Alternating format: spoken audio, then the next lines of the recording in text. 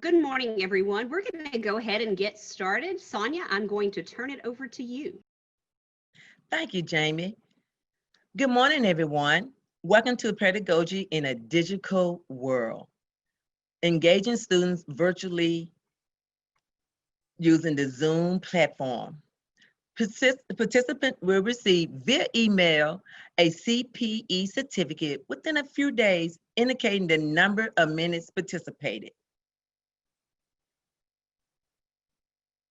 Introduction of instructors. As I call their name, they will share some information about themselves. Patsy. Good morning. I'm Patsy Esterline. I'm the president of the Northeast AFT, which is part of Bexar County in San Antonio. I was a teacher for 28 years. I retired in 2018, but I'm still the president. So welcome to Zoom. Thank you, Patsy. Monaco.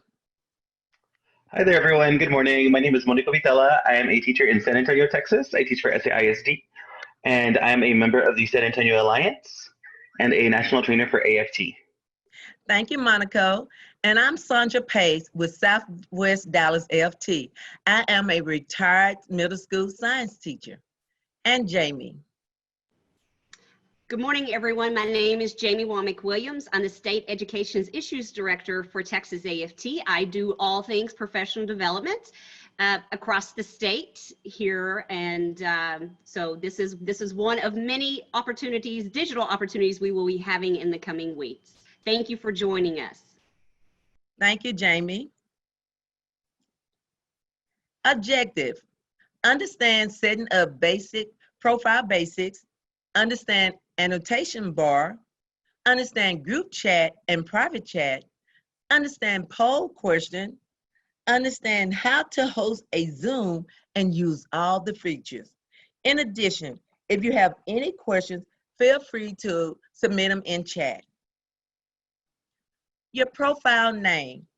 Number 1, with your mouse, hover over your profile. Number 2, click the 3 dots in the top right-hand corner. Number 3, scroll down to rename. Number 4, type your first and last name. And this is very important because this is the name that will reprint on your certificate for CPE credit. In the parentheses, add your personal pronouns: she, hers, he, or his. And many people ask, why do you need the personal pronoun? Well, we shouldn't make assumptions about people's gender based on their names. Jamie, for instance, can tell you about 2 Zoom meetings where she was referred to a he or his because people assumed that Jamie was a male. Profile editing. You're gonna go to www.zoom.us, log into your account. You will select profile and then select editing, edit to the far right and update your information and save. I'm gonna click over to my Zoom account so you can see that information as well. So as I click over to it and share that with you, and you'll see in the upper right hand, you see his own profile. In the upper right hand corner, you select edit. And you make sure all this information is updated accordingly. And you click on save changes. You save changes. And then if you want to change your picture, you click on change, upload a picture accordingly, and do it accordingly. And then you click on save accordingly. Now, as I get ready to go back to, as we go back as well, let's continue. Now, everybody, at this time being, everybody turn on, find the video and turn it on. And that's the video button right here. Turn on the video. Then find your microphone and unmute yourself. And let's unmute yourself. Now on the count of 3, you're going to wave. 1, 2, 3. Way. Good morning, everybody. Good morning. You see me? Then Good on the morning. count of 5, you're gonna say hello. 1, Hello.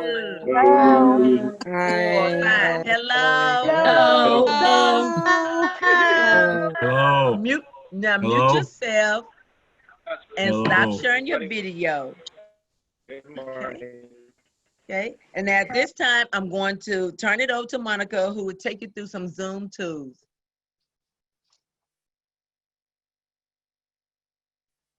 Monica. All right, I'm just getting up there to go ahead and start the screen share. So let me see. Thank you. And I'm going to go ahead and start sharing my screen here with y'all. Perfect. Okay. So what we're going to go ahead and do, let me get this in the right view for y'all. Perfect. Okay, we're going to take a quick little break. I know we just started off, but I want you to go ahead and go out to your window, and I want you to report back in the chat what you see out there in the world. So go ahead, take a quick break, a quick stretch, and go ahead and go to a window and report back in the chat what you see outside your window.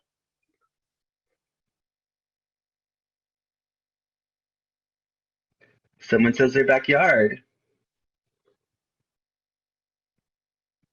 A field, cotton fields.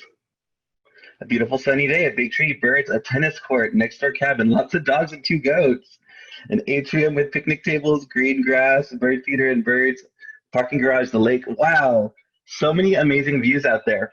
So the reason that we did that was to get our bodies moving, because we are definitely smarter when we've got some blood flowing through our brains and we get our bodies moving. It's a great way to get our kids to be interactive on a Zoom, as well as to give them a little brain break.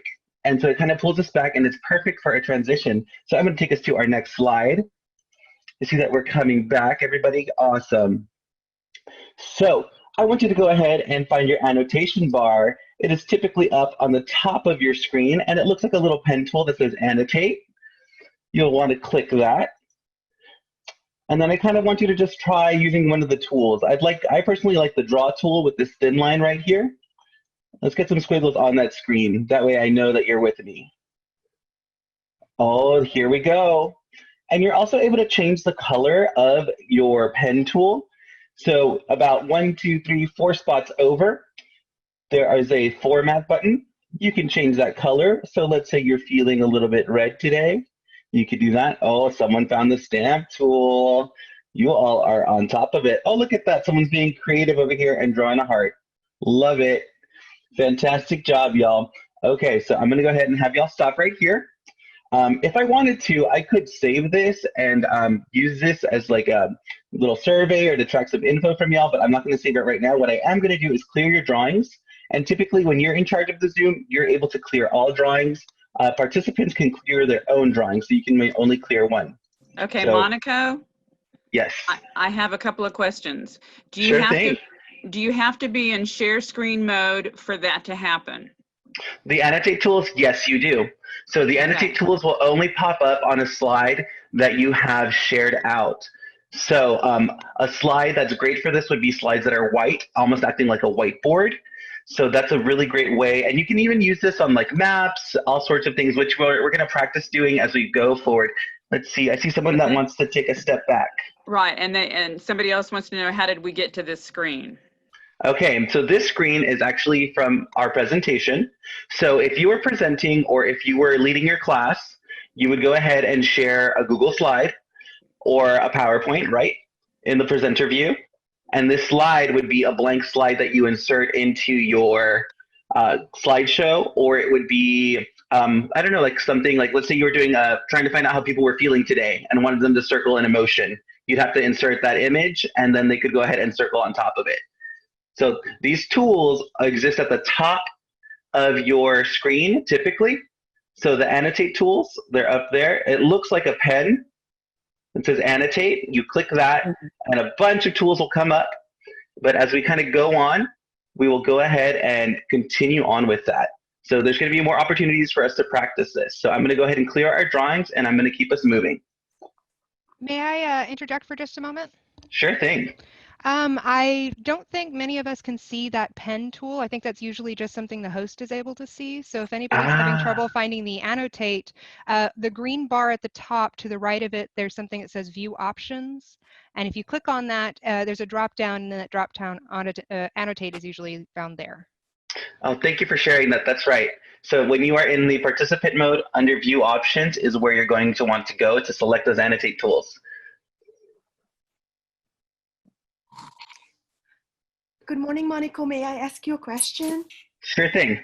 Yes. So I was using Zoom with my students during the end of the school year, and I have severe rheumatoid arthritis in my hands, and I had a very hard time teaching math, trying to draw the numbers. And I was wondering, is there a way for me to use a pen and maybe write on the pad of my MacBook instead of using my hand to draw? I would think, I think that there might be a way to do that. I am not too sure. So I would imagine that if you were to connect it to a projector, because you can screen share from a projector or another device, it doesn't have to be just your screen. So if it's like maybe from an iPad that you're connected to, you could definitely write on that iPad in that way. Okay, It that's would just something be I need to to the discover. device. Okay, thank you Yes. so much. Of course, no problem. We definitely want to go And, ahead and reduce those barriers. Yes. Monica, someone says they're not sure the annotate tool is available on a Chromebook using That is Zoom. correct. Do you know? That is correct. Ah. So per Zoom, we looked on their website yesterday just to verify. Chromebooks do have limited access options for annotation tools. So typically like on an iPad or a laptop or any type of tablet device is usually your best bet. Even on a phone, you'll have some annotate tools, but not all. The version that has the full set of tools is definitely the laptops. Chromebooks are way more limited in their options. So just a heads up with all that. All right. So I'm going to go ahead and clear these and get us moving. And you also have to clear your screen whenever you move on. Yes. Someone suggested that we have a PowerPoint that gives these steps in order so that they could print them. And I do believe we have that on our cheat sheet. We should. Can someone drop that in the chat for us so that way people have access to that? Yes, That'd be I really dropped helpful. both the PowerPoint and the Zoom quick trip tips. I will drop it again just for those people who came in late because I don't think they can see previous chat. So I will drop them in again. So if you click on the chat box, you will be able to click on them and download them. There we go. So now using our annotate tool, I want you to use the stamp tool. So you're going to go up to view options, and I want you to select a stamp, and I want you to go ahead and stamp where you're joining us from today.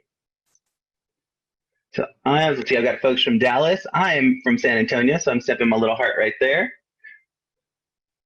We got some people discovering the drawing tool there, I see. I've got some people from the Rio Grande Valley. Awesome. I am from Laredo originally, so that's pretty cool. See some folks from Corpus.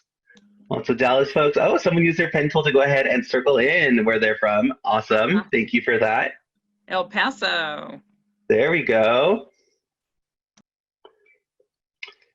And if you wanted to, there's other tools that you can use as well. Like there's the stamp tool with the little arrow. It's also a great one. And even in the drawing tool, there's multiple arrows that you can stretch the size of. So if you wanted students to do an activity where they were pointing at maybe they're matching or maybe they're going and sorting and organizing things.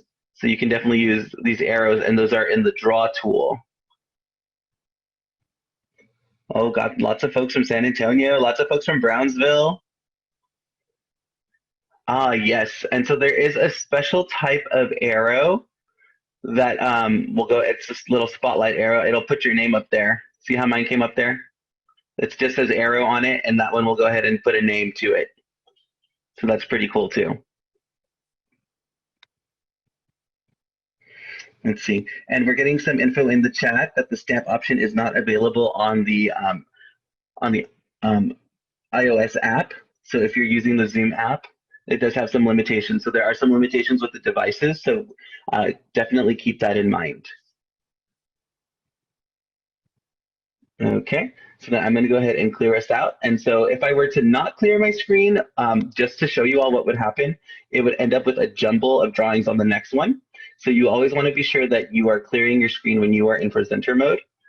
So just wanted to show you what that might look like if we forget to do that. Okay, so I want you to go ahead and try some annotations tools for me. We've kind of played around a little bit already. But I want to go ahead and get a little more in-depth and a little more intentional with the use of tools. So there is the arrow if you go to view options, and I want you to select your arrow tool, which is a spotlight tool. Can you go ahead and use that to find something essential in this, like in our little list here? See, Amanda's saying manage your time. Ashley's also saying manage your time. See, Edwin, oh, there we go. Those tools are flying. Good job, y'all. Okay, so we're gonna stop with the arrows in 3, 2, 1. I'm gonna clear these. Awesome. The next tool that I want you to try is the draw tool, but I want you to try to use it as a highlighter. So when you go to the draw tool, there's 2 squiggly lines. You wanna select the whitest squiggly line there. You can go ahead and choose your color for this too. So if you want to go ahead and you feel like orange, you can go ahead and highlight something that you find essential here. So what would be helpful for students in remote learning? Socializing, right? I agree. Without that social aspect of learning, the academic piece tends to lose out. Managing your time is important. Being present seems to be a really popular choice. Communicate with your facilitators. And appreciate our options and limitations. Definitely, technology does help with some gaps here and there, but it also creates some as well. So there are limitations to technology. As to any tool that we use, you got to have the right tool for the right job. Okay, I'm going to go ahead and clear our highlighted sharing here. Thank you so much for participating in that. And now I want you to use the question mark tool. So the question mark lives in the stamps. If you cannot access the stamp tool, you could go ahead and draw in a question mark if you like, using the draw tool. Is there anything that needs to be clarified a little more?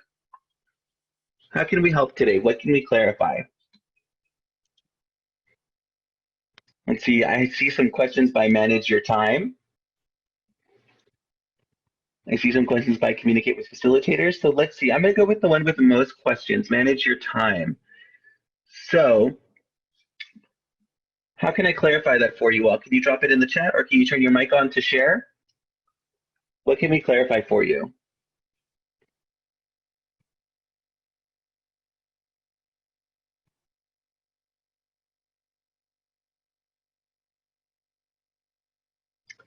Okay, let's see. Is there anything that we can further clarify for anyone? Anyone have any burning questions right now that they need to ask? What can we do to help today?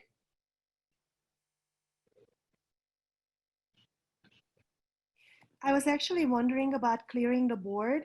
When I was using Zoom, if I double clicked onto my slide at any point, it would clear everything. Oh, that's nice. Let me see. I'll try that right now and see if that works for me. If I try clearing the slide, I have a question. Were you in the whiteboard view when you were doing that, or were you just on a regular slide when you did that? That's a good question. I can't remember. Okay, not a worry. So the reason I ask is just because I was sort of just kind of thinking out loud. I was like, I'm going to try it, but it might take us to the next slide. So let's see what happens. Nope, it took me 2 slides forward. So I think I was in whiteboard mode. So whiteboard mode might have a few more. Maybe it has that functionality built in, is what I'm thinking, to just clear automatically after you click on it.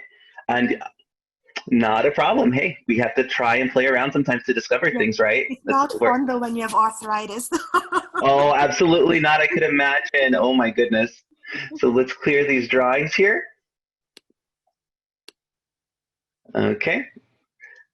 Awesome. So we're going to go ahead and use our pen tool. You can use a highlighter if you prefer.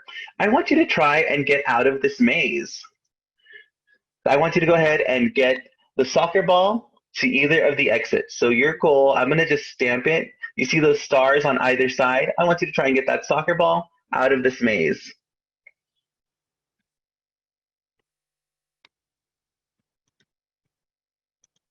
I see some people in the chat excited about the whiteboard mode. We will definitely get there today.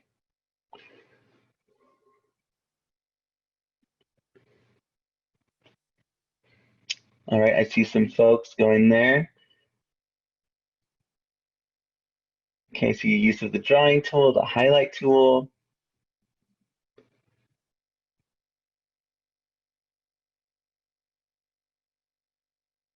There we go. This is a pretty active puzzle. And this is also a great way to give your students a little brain break as well.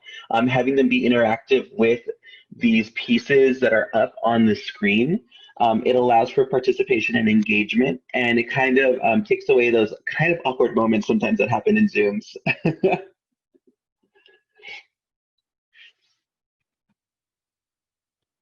Excellent. This is a very busy board. Someone said A+. All right, y'all. So we're going to go ahead and clear this out. Okay, and we're going to hop on to the next slide. So in a second, we're going to go ahead and try the breakout room. And so the breakout room, this is where we'll be actually using the whiteboard tool in here. And so using your Zoom tools that we just learned about, I want you to go ahead and create a collaborative work of art. Breakout rooms are really, really great ways to go ahead and have sort of some group thinking happening. It's a great way to pair students. You can divide this up and put them by, let's say there's 4 parts to a lesson and you want the students to go ahead and jigsaw it. This is a great way to do a digital jigsaw. You can go ahead and title breakout rooms. There's lots of little tips and tricks that you can do as you go forward with this. And so what we're gonna do is we're gonna have you experience the breakout room first. And of course, in those Zoom documents that we're gonna share with you, those are gonna be resources for you that are gonna go a little more in depth into that process on the administrative side. And I think Jamie's gonna go ahead and dive in a little more. Awesome. So let's see. So some ground rules for the breakout room. We'll be in there for 5 minutes with a little bit of a nudge. We'll send a little message out when there are 2 minutes left. You'll wanna go ahead and turn your cameras on for this, and you'll want to turn your mics on when you are in your breakout rooms. So for now, let's keep them off, but in a bit, we will go ahead and turn those cameras and those mics on. This includes random participants in equally sized small groups. What our need to do is to practice those annotation tools. So like I said, we are going to go ahead and play with annotation tools to create a collaborative work of art. And then we are going to go ahead and, see, I'm losing my info here. And we need to know one person's name. All right, is there anything that I can clarify for anyone? Absolutely, but we kind of talked about it in our breakout room. Essentially what we're supposed to do is share, one participant is supposed to share their screen to access the whiteboards, and then the whiteboard tool will pop up in that way. So like, it's like one of the options before you start to share, I don't know if it pops up there. I'm gonna bring it over. I'm gonna see if I can bring this over. Can you all see that where it says share? There it is. You see that? See how there's an option that says whiteboard? Yes, sir. So that is the option that we were trying to explore. And I'll just go ahead and I'll share a whiteboard right now with us so that way we can explore that. So if you didn't get to do that, you'll want to use your drawing and annotation tools on here to kind of play around. So you can drop in shapes from the draw tool. Okay.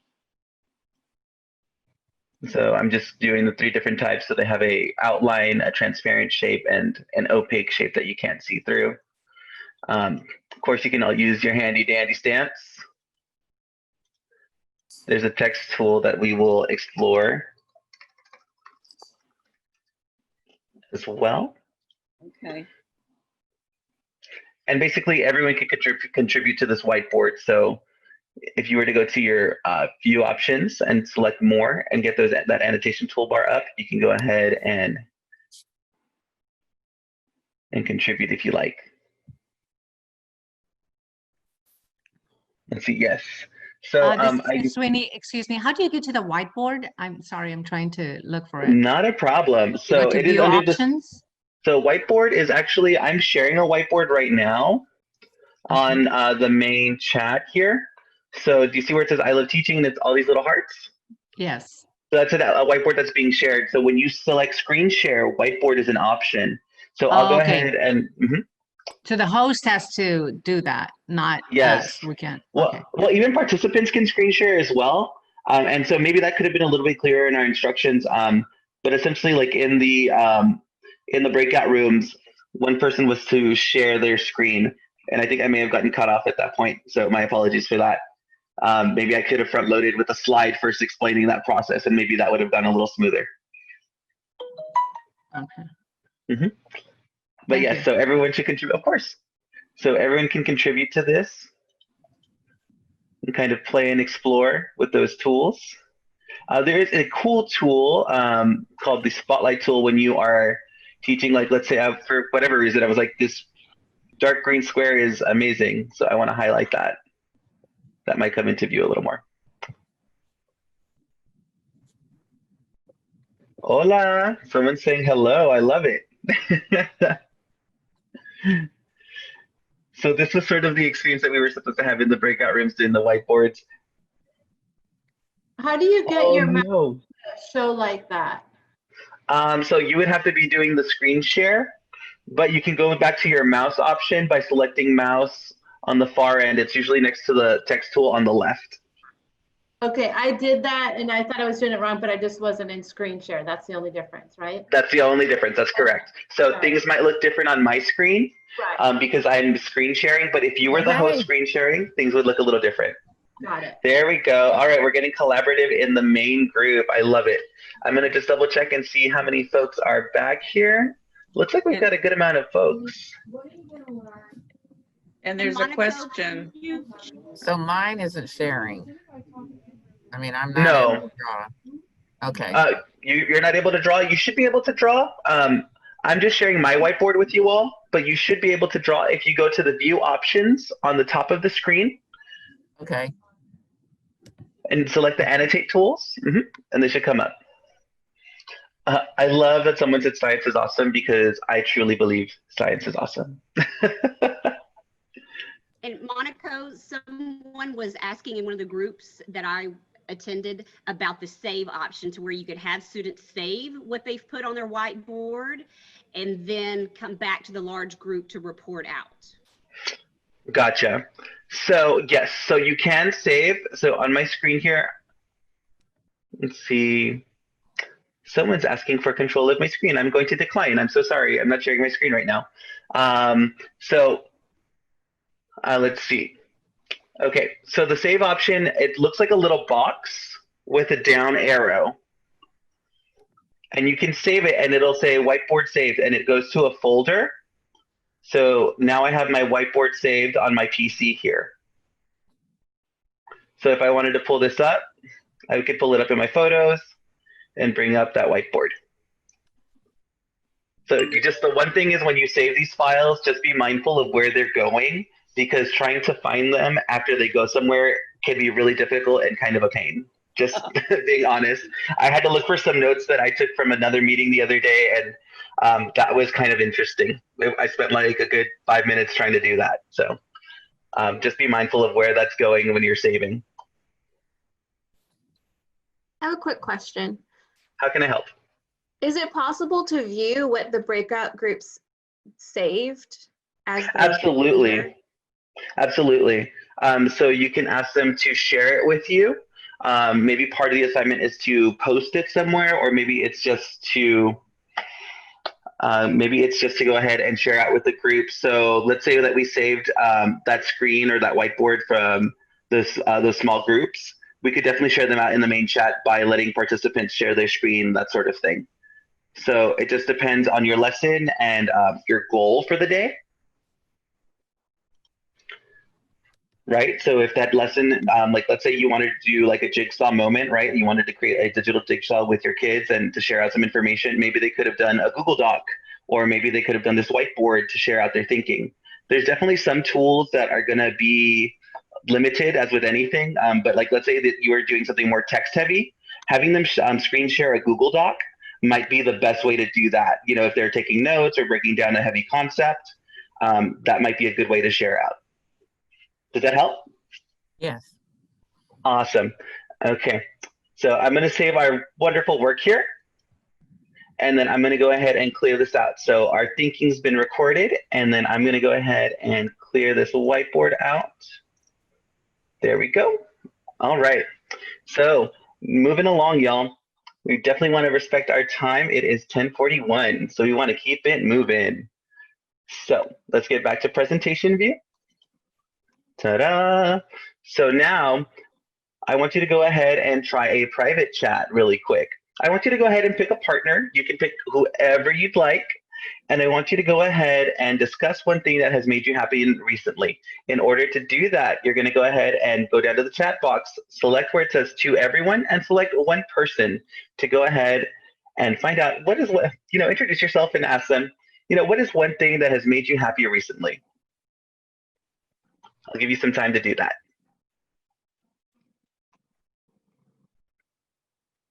And then if we have any volunteers that want to share out via the group chat, we'll do that next, okay? How do I select the person? So you're going to go down to where it says everyone in your chat box. So it should look something like this. You'll select everyone, and then you'll go ahead and pick the person. So maybe I will bring my chat box over so you can see. So my chat box is over here, down on the very bottom right corner. So let's say I was going to say to Sonia. So do you see how I went from everyone in meeting? I wanted to pick Sonia, the third person down right here. You're And I'm not going to screen say- sharing, Monica. Oh, goodness. Thank you for that. I appreciate that. So, okay. Can you see me now, everybody? Excellent. Lily, did you have a question? I saw you kind of raise your hand up there. No? Okay. So where it says send chat to everyone, Jamie, Patsy, Sonia, I can select Sonia and I can say, hello, Sonia. And then this is really important. After you said hello, or if you're done chatting with someone, you might want to return back to everyone in meeting as an option. If you don't, you'll stay stuck on that private chat with that person, okay? So just a heads up. And then there's Sonia to me. So you see how it says privately? It says, hello, Monaco. So that's pretty awesome. So I'm going to go ahead and move y'all off this screen right here. Monica, Yes, how can I help?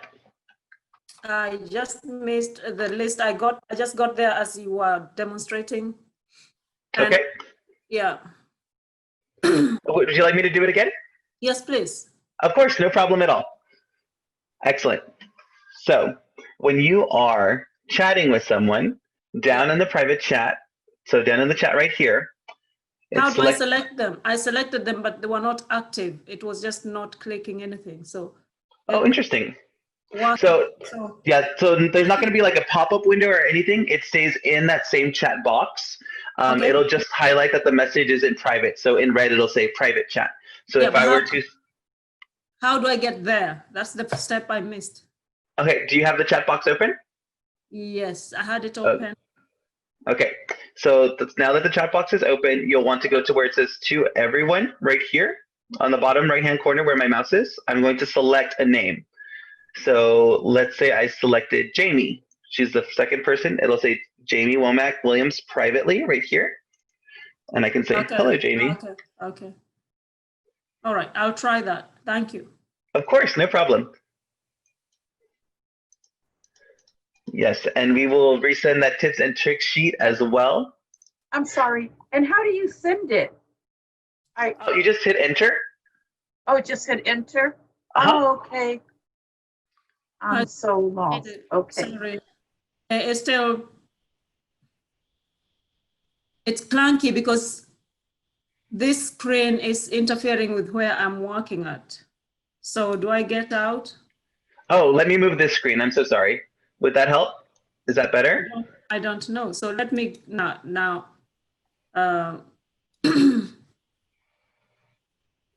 view option. I don't think I need to go to view options. It should just be down in the chat. I go to participants, right?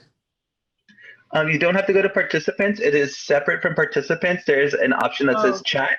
Okay, I go to chat. Right. And I chose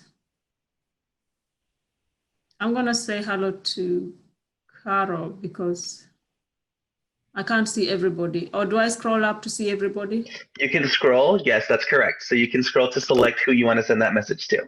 I had a name before called Tracy. I'll stick with Tracy. Tracy Dunlap. I see that right there. All right. So I wrote the name down. How do I get her? So did you type it in? Yes, I did. Okay, so if you type it in, you're going to want to go ahead and with your mouse, you're going to want to select the name.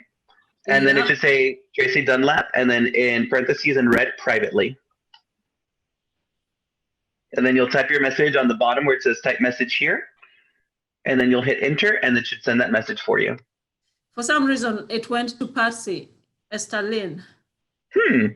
What did I miss? I'm not sure. Maybe it selected the wrong person. That's because I texted you privately and said hi, and then I was trying to give you some instructions, and then you typed in to me. So if you go up to where it says privately, yeah, click on that, or click on your name. See which one.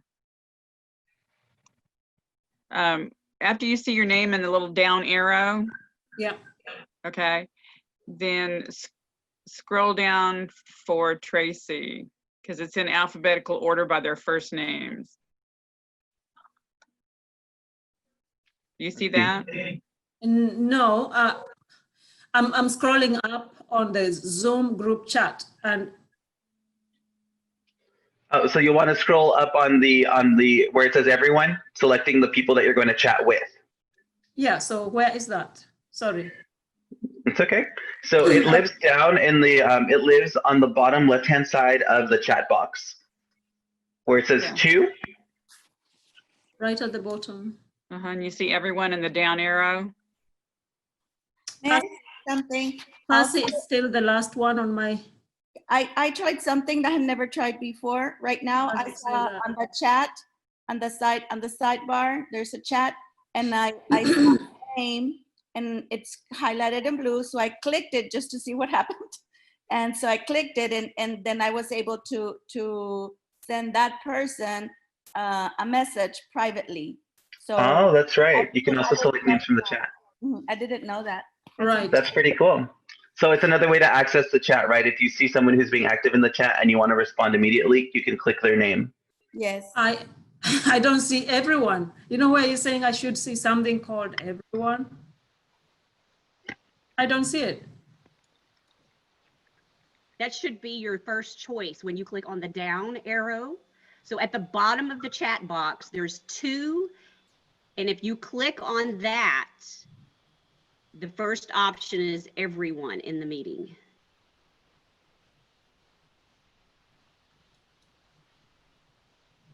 Can you share my screen and see what's going on? Do you mind? Would that be okay? No, I can share my screen. Okay. Let's see. Well, let's see. Okay, someone else is sharing. Apparently I can't, so. Can we go ahead and debrief after? So that way, because I do want to honor that. Yeah, that's fine. But I'm looking at time, and I do want to go ahead and honor everyone's time as well. Thank you. But definitely, let's look at it afterwards, and I'm happy to help you walk through that. Okay. Okay. Thank you. Sorry, everyone.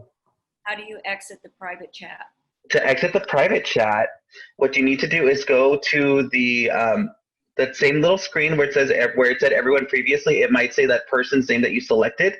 I would need you to scroll up to say everyone in meeting, and you should be able to type hello. So I want you to go ahead and try it in the group chat. Can you share what made your partner happy recently? My partner didn't respond. Oh no, that's okay. We're a big group, but if this were like a classroom, you know, when there's like about 20 people versus like about 80 or 100, you can usually get a response. But thank you for that. I appreciate your honesty. Carol says her partner is in good health. Jessica says hello to everyone. Dorian also says hello. And that's okay. Carol has a new niece. How exciting. Congratulations. That's really awesome. Okay. So we're gonna go ahead and keep it moving, y'all. Okay, so you've seen Jamie dropping in the chat box all sorts of links. She's going to drop in another link for Share My Lesson. It's free to join for teachers. This is part of AFT. And so what I want you all to do is I want you to go ahead and use that link that Jamie just shared to go ahead and go to Share My Lesson. Let's see, Jamie, it looks like that link isn't active. It looks like they might have to copy and paste it. Oh, that's what I just did. That's okay. Okay, Oh. hang on. Just give me a minute and I will post the active link. All right, awesome. So you can copy and paste it if you like, but we're also going to post an active link. And then also, other happy news, Joseph's wife has a new job. That's pretty cool. You know what I'm happy about right now? That my dog is not making barking noises and being distracting. So I really appreciate that. He's doing a really good job. Because usually he's loud around this time. Let's see, there we go. So now we have the hyperlink. You see how that's in blue? If you click that, and I'll go ahead and model too. If you click that down at the bottom, Oh, yay. it'll pull up the website right there. You can go ahead and subscribe to the newsletter if you'd like. You don't have to, but you can if you'd like. And so there's all sorts of lessons that you can explore on here. And they have really great blogs on PD.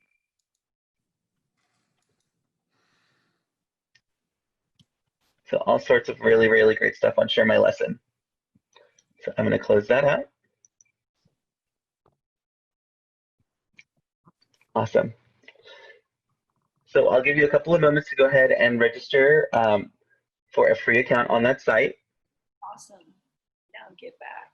Where am I? Usually if you need to get back, using escape will get you out of that screen if you're in a if you're on the web, and then you can kind of navigate your way back to the Zoom. So if I just close it. That'll work too. Nope. Nope. Are you there? We're here. Okay, I just got to find it. Don't worry, we are here. We have not gone anywhere. I'm lost. I'm a bit lost. So you go, where's that join free little icon that I have to press? I minimized my other screen. Let's see. I've got Share My Lesson. Let me see. So join us. So it's usually, it looks like it's under those three little, for me. Let's see. So I have it full screen now. So it looks orange up at the top. If you look at my screen, if you're here, it's orange and it says join us. You'll click that and you can go ahead and sign up, and you can sign up with Facebook, with Google, or even with LinkedIn, or you can fill out the form as well. And if you're like on a condensed view, it shows up as these three little like stacked bars on top of each other. Got it. And then you can click join us right there. No problem. Happy to walk you through that. Let's see. Okay, and then I'm kind of looking in gallery view on my screen here. If you were able to go ahead and navigate successfully, can you give me a reaction with either a hand clap or a thumbs up? That way I know you're good to go. And if you're not and you're still navigating, that is okay. I see a couple of thumbs up. See one from Joseph, Patricia, Connie, Dorian, Valerie. Thank you for that. And I'm going through three screens. Kawanda, Gabby, Michelle. Thank you. All right, Tanya, Jamie, Elizabeth, Carol, Alicia, Patsy. Okay. Jeanette, Longina. Okay. Awesome. Leah. Perfect. So I'm seeing lots of thumbs up. So I think we're in a good spot. I might have drawn on my board accidentally. There we go. Excellent, y'all. So I'll give you some more time with that. In the meantime, there are some other tools. If you go to where it says participants and you want some nonverbal feedback, so we had the reaction tool, right? I can also just use what's called the participant tool right here. I'm going to minimize this side. So if you, like, let's say you were like, oh, Monico, you need to go faster. You could tell me that I could go faster by using this. And you see how up here, it pops up as a little blue circle. I see someone has their hand raised. You could also react with a good way to do polls quickly too. Like let's say, do you like tacos? You could answer yes or no. And some folks go with yes. Or some folks say no. That's okay too. So this is a good way to Where get is that again? So this is in the participants. So on the bottom of your screen, there should be something that says participants. If you select that, I'm showing an expanded view of mine, but if you go to participants, you should be able to select yes, no, go slower, go faster, and it gives you nonverbal feedback. So even I don't have to count the numbers because the numbers are down here for me. So I see by this yes button, and I can even clear those. So like, for example, let's just say, do you like tacos? Yes or no? Oh, go ahead and vote on that for me. So, I didn't see that first. Yeah, but how did you create the poll? Where is that? So it's already in there. So it's in the participants. So I didn't even have to create that. So that's a tool that Zoom has for nonverbal sharing.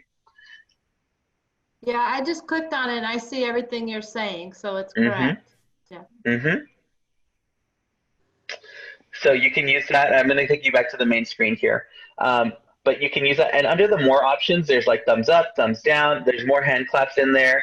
So it's another way to interact with folks on Zoom that provides some nonverbal feedback. So if you had those cameras off, like let's say, bandwidth is really, really important and we're trying to save that that bandwidth energy in the house, we can use the nonverbal feedback with our cameras off as a good way to communicate as well in gallery view.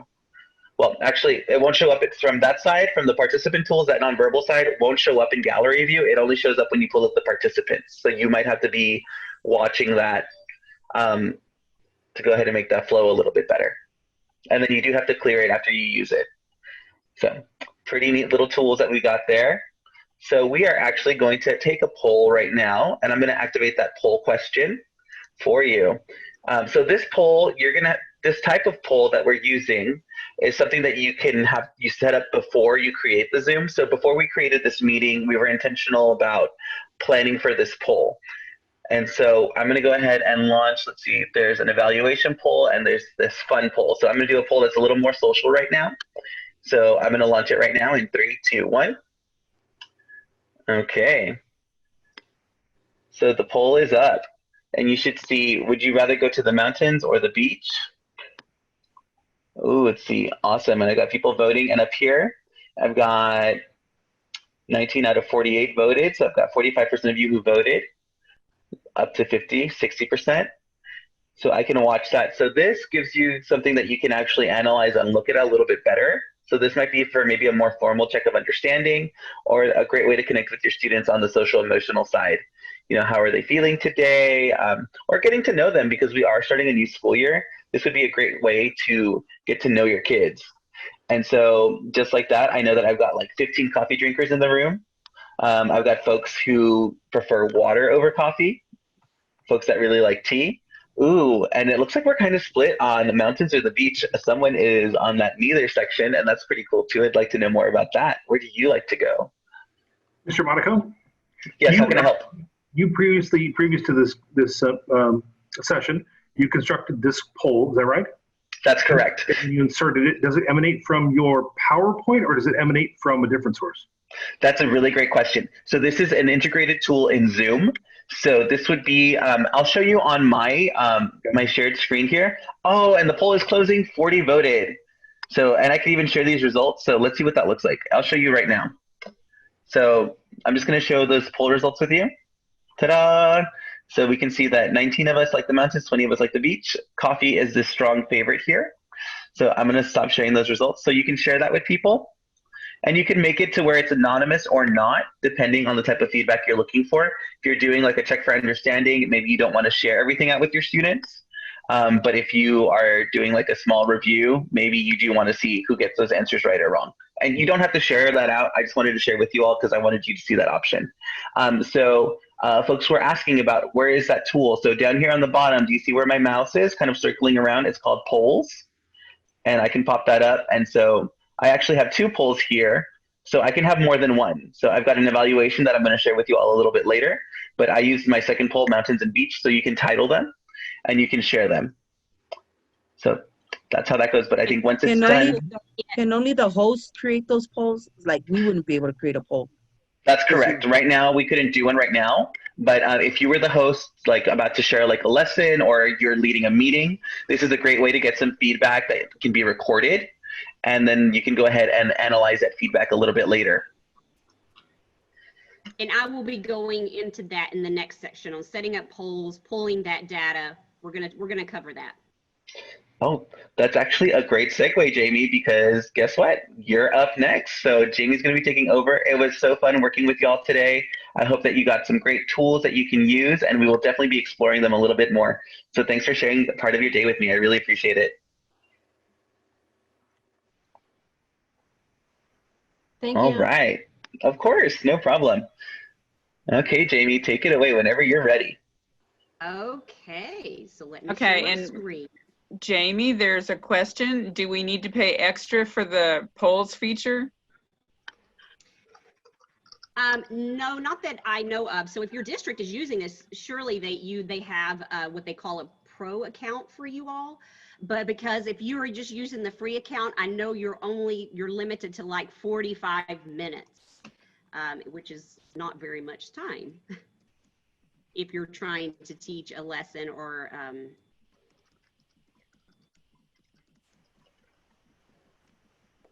not anymore. Some of us can already program to have a Zoom meeting for the day, and I wonder if the district has space for us, but we are able to hold long meetings.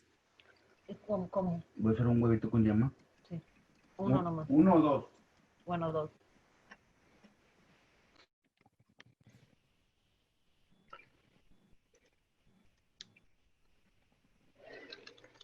okay, hang on just a minute. Here we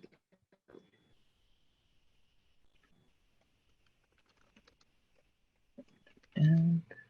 So I am going to go into the administrator features that are going to be on the back end. So I'm going to go into my Zoom accounts online and show you how you set up a Zoom meeting, how you put in poll questions, how you're going to pull that data afterwards. So like you can, if you want to assign a grade to something like one of the poll questions that you launched, I will show you how to pull all of that.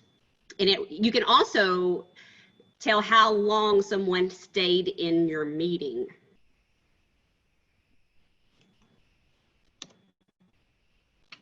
I am going to go to my Zoom website.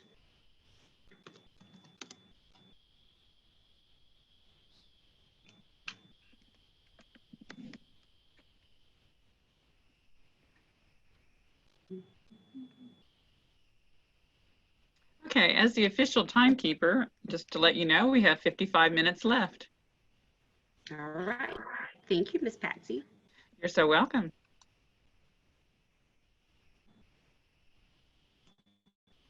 And for folks who are curious about if we are sharing the PowerPoint, I'm dropping it down in the chat again in case we missed it, okay? Just a heads up for y'all.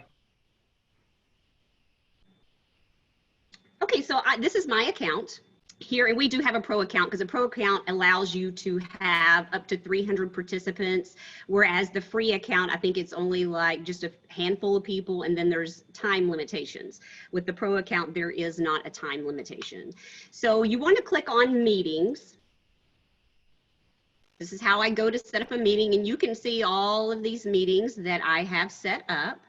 But we're going to go into this one right now. As you can see, it says join here because it's already started. So whenever you get ready to go to one of your scheduled meetings to start it, you just come on here and you hit start, and then the meeting will start.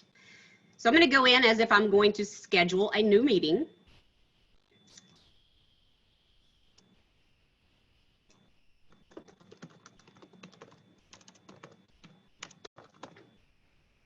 So I'm just going to title this one, Tuesday Science. You can actually select templates. So like I created a template for these virtual tech trainings because I had 4, and once I saved that template, it inserted everything for me. The poll questions, set it to record, set it to require registration, all of that good stuff. You set your, your date. So we're going to say Friday, we're going to do it at 12 for 2 hours Central Time. You can also make this a recurring meeting. So if you're teaching a lesson every day at the same time, you can just set it up like this and it will just pre-populate that every time you go into your Zoom account. So all you have to do is just go and click on start the meeting. So if you participated in the Wellness Wednesday sessions that we did for 13 weeks, that's how I did it, was just set it as a recurring meeting. And then I can make it daily, I can make it weekly, monthly. I can even select no fixed time and then assign dates to it. Registration. For this particular Zoom that you're in right now, I clicked this. I required registration for the attendees. If you have a recurring meeting, you can set it so that they only have to register once and they can attend all of the occurrences. So I set up the Wellness Wednesday like that, so it just kept people in there that had already registered. It registered them for all 13 sessions. You can also make people register for each occurrence, or they can register once and then choose the sessions that they want to attend. As far as security goes with Zoom, when we started all this back in March, there was a lot of issues with Zoom bombers. Make sure that you have a passcode. You have this box checked that requires a passcode. I also enable a waiting room. When I'm having meetings this large, we had 104 people register for this session today. So we want to, you want to prevent Zoom bombers from coming in and taking over your session. So allowing that waiting room, you can see who is in there and you can admit them when you're ready to begin. So usually when there's a group of instructors, there was 4 of us, we actually got on at 9:30 this morning to go over all of the content, make sure our technology was working. And then about 1 minute before 10, I hit admit all, and then you all started coming into the meeting. I have the video turned off for both the host and the participants when they come in, and then people can manually turn their video on if they choose. Audio, I allow both people to call in from telephone and on their computer audio. I also, you hear some other, tools that you can use. I always mute participants upon entry. You will have people that come in unmuted depending on their settings, so you may have to go over their picture when you're seeing the whole group and click on those 3 little dots in the right-hand corner and mute them. You can have alternative hosts. So if you're in a co-teaching situation and the district has the pro accounts, everyone should be tied to the district's account. So you would be able to go in here and put other people. So like you can see, I have these folks here. They are part of Texas AFT. Claudia is with HFT, but we're all in the same account. So I can add them as a host because they are in our system. Someone outside of Texas AFT, so like Monica or Patsy or Sonia, I couldn't add them because they are not part of the individuals on our account. So then you just hit save.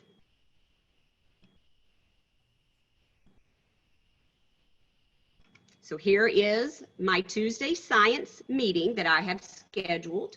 And then let's say, okay, I want to add a poll. So you scroll down to the bottom, click on poll, add, give your poll a name. You could evaluation. You can make your polls anonymous, or you can, when you go to populate the data, if you don't click on that, it'll tell you what each individual participant actually selected as their answer. So this is a great way to assess knowledge. Maybe you're just trying to get a feel of who's really understanding the concept in the class versus those who are struggling. This will give you a lot of information. You can make them single choice, you can make them multiple choice. And you can add as many questions as you want. So you put your question in, you add your answers, then you can add another question. And of course, I didn't type anything for one, so it's telling me, hey, this question is incomplete. Then you just click on save. So let me,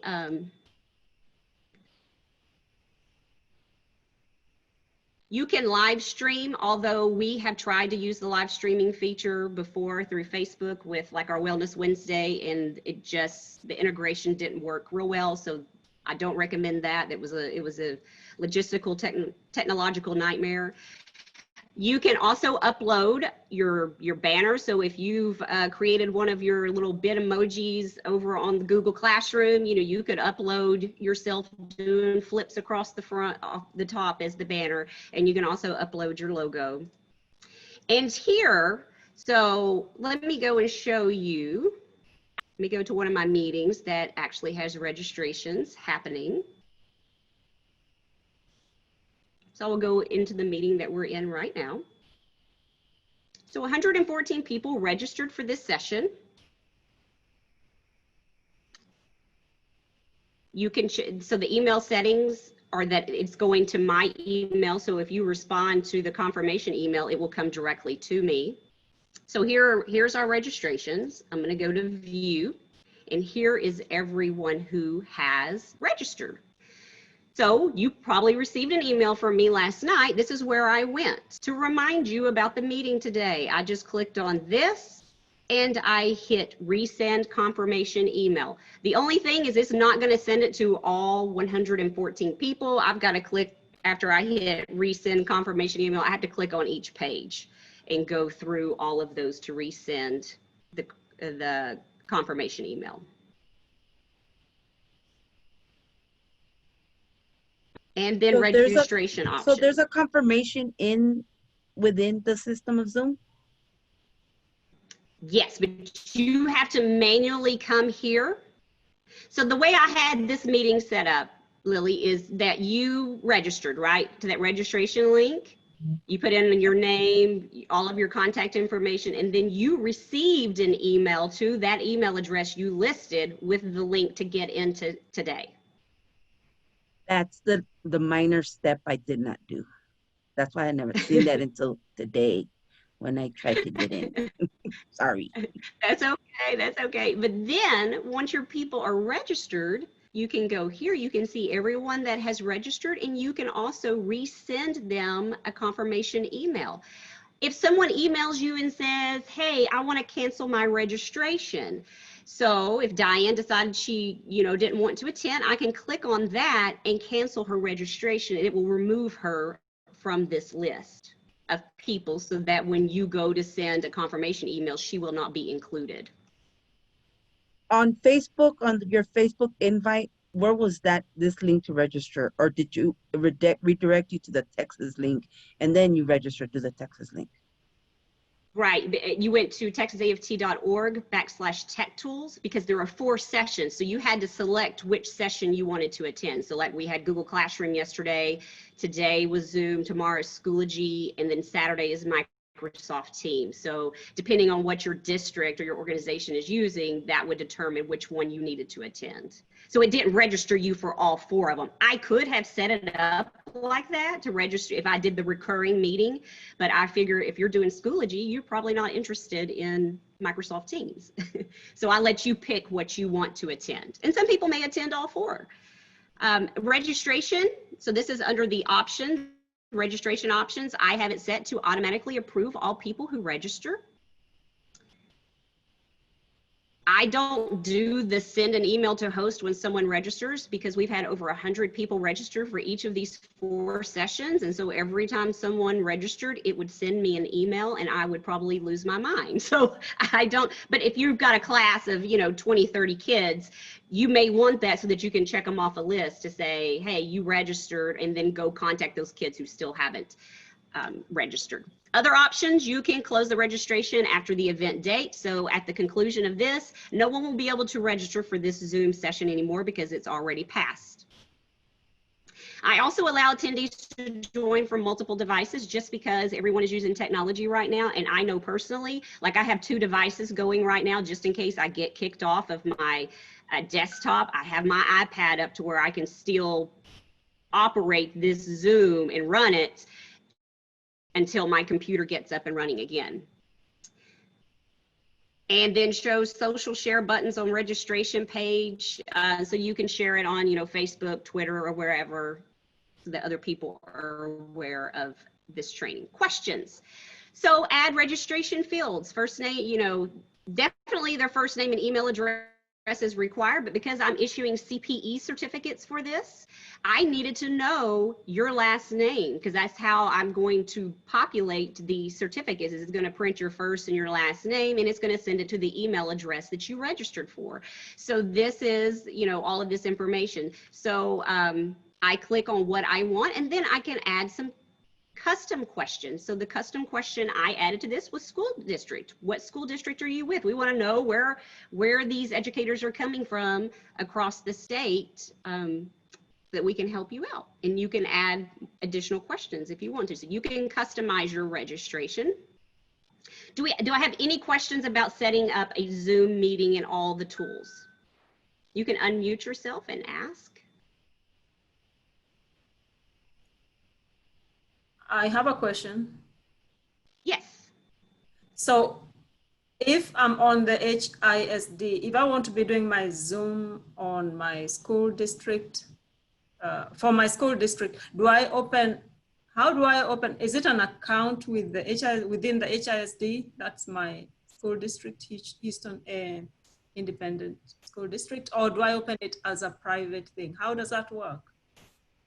Okay, so if your school district is using Zoom for your remote teaching, they should email you a link with your login to register your account. So they go in on the backside and set up all of these accounts. Okay. And then email you notifications. So it'll more than likely be your school email address, and then you set up your password. So like I have actually 3 Zoom accounts. I have my personal one where I can chat with my friends who I've not been able to see during this pandemic. And then I have this Texas AFT account. But then I'm also a national trainer for AFT in DC. So I have a separate account for them. You cannot have the same email address for all of your accounts. Okay, that's a good point. So only one email address can be tied to a Zoom account. So right now, I don't know if HISD is going to use Zoom, but I'm taking the training anyway. Should they not do so, I will just use the information to open another account for myself.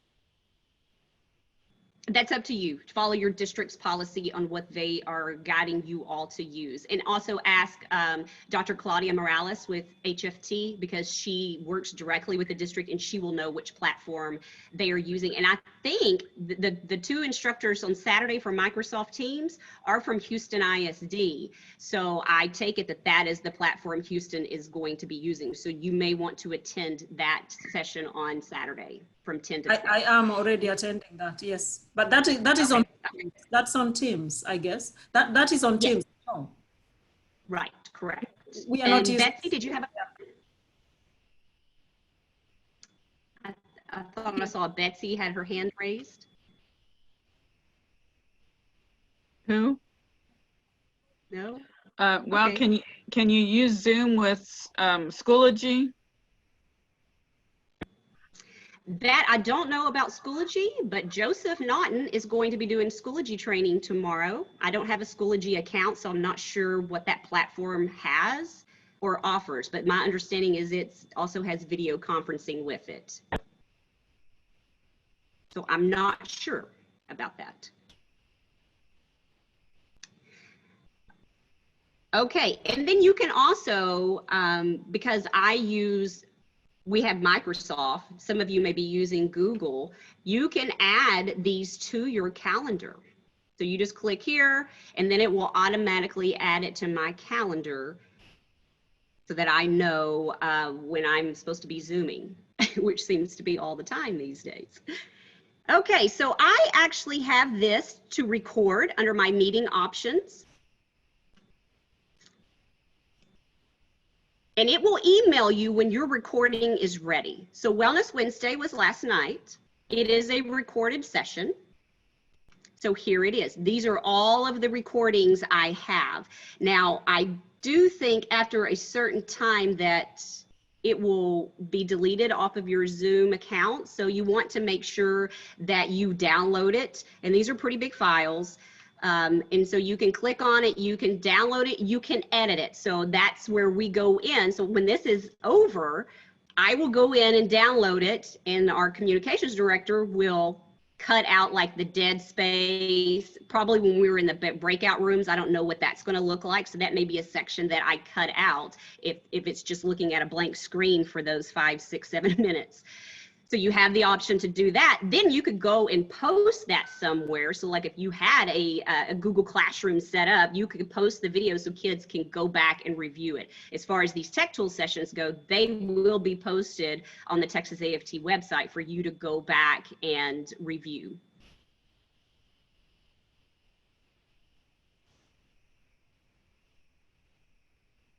On your settings, I want to show you the one thing that you noticed that Monaco had, where you could see what he was clicking on as far as the annotate tools. You could see like his share screen, all of his Zoom tools.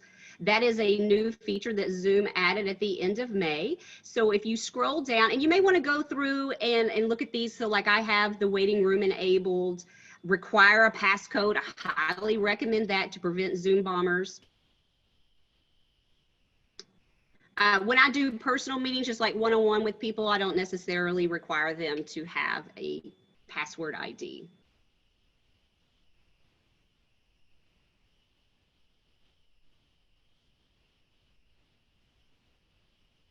I also have auto-saving chats, and I don't think Monaco mentioned, as you are going back to school and maybe having virtual faculty meetings, just know that if the host has this auto-saving chats feature selected, it saves everything, even private chats between people. So when you all were private chatting earlier, at the end of this meeting, I'm going to get notification that, hey, here's your chat, your saved chat from this meeting, and I can see everything that you said back and forth to each other.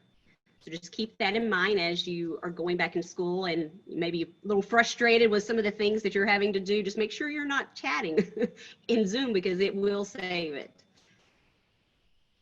You can have it to where it gives feedback to Zoom. You don't have to, it'll just ask you for a thumbs up or a thumbs down after you close out. You make sure you set up your polling co-host. I have this feature selected so that when I'm doing trainings like this, so if you're co-teaching or you have a para that's going to be joining you virtually, you want to enable that. That way, if you get kicked out, that co-host can step in until you can get back in. Here is the feature that Monaco used. Always show meeting control toolbar. You have to toggle that, and that way when you're teaching your kids how to use these interactive tools, they can see exactly what you're clicking on, how to change the color, all of that stuff. I also, on the annotation, I have allowed it. You need to make sure that if you're using annotation tools with your students that you have this enabled. Otherwise, they will not be able to see the annotation tools. And then you can allow saving of shared screens with annotations. So when you're going to breakout rooms, there was a feature to save. That save feature would not show up if I did not have this box checked. Allow saving of whiteboard content. That's going to be important.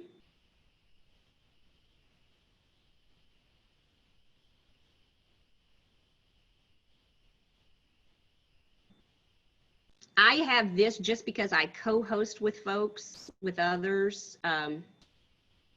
You know, I can allow others to take control of the shared content if needed. But that may not be a feature that you want to use unless you have another adult in the classroom.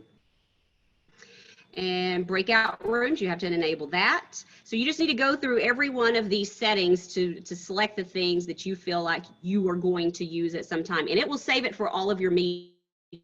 Now, when you're setting up the meetings, you can change it over there, but these are just your standard settings that you want to go through. Okay. Reports. So you have these two options: usage, view meetings, participants, and meeting minutes within a specified time range. So when I go back to issue CPE certificates, this is where I go. I go here. So yesterday, here is our meeting with the Google Classroom. I had 132 participants. I click on that. It's going to give me all of their information, and then I can export it to an Excel document. and it will give me each of these. It tells me what time they joined, what time they left, and the duration. The only issue with this that kind of makes it difficult when you export this data, if you're wanting to issue credit for time attended, you need to be cognizant that if they are in the waiting room, it is also there. So you can see here I am. This is where I'm logged in to my iPad, just in case I get kicked out. But I was only in the waiting room for 1 minute, so I shouldn't get credit for that because that was the waiting room time. And you usually can see what time that they joined to determine if that was waiting room time or was that actual time that they were in the session. And because I allow participants to join from multiple devices, you may have to combine time for people. So like I had a participant yesterday that logged on 4 different times. 2 times of that was when she was sitting in the waiting room. The other 2 times one was from her desktop and the other one was from her iPad because she was having a connection issue. So I had to combine those times to figure out how many minutes she was actually in the meeting to issue her certificate, which is like a small nightmare, but that's okay. That's just part of technology today. Okay, Jamie, we have a couple of questions. Yes. Is this report generated by participating or by registering in the course? You can't participate unless you registered. Okay. And for breakouts, can the host view the breakout rooms as they are working? Yes, you can. So when you go to start a breakout room, you can enter, if you all, I went into some of your breakout rooms. So as the host, I can click on the breakout rooms and it showed all 10 of them. And then it would say, it gave me an option to go into that room. So you can go from room to room to room. Okay, thank you. Can you assign specific people to a breakout room? Like if I want to do small group with students? Yes, you can. You absolutely can. You can, if you want to assign student specific groups, you can. We didn't do that for this because we don't know. I mean, there was 114 people registered, and I think we have, I don't know, like 53 participants right now. So it's kind of hard when you're doing this to assign specific people together. But yes, you can in your classroom. Are you going to walk through that at all to show us how to do that? Or not? I will see if it will let me when I go to share my screen. I'm going to see if it's going to show the breakout room option and see if it will let me do that. We will try it. Thank you. So the poll question, so like Monica gave you a poll earlier. So you want to go back and you want to pull that data for whatever the questions were. You want to select poll reports. And then of course the date. So let's say yesterday.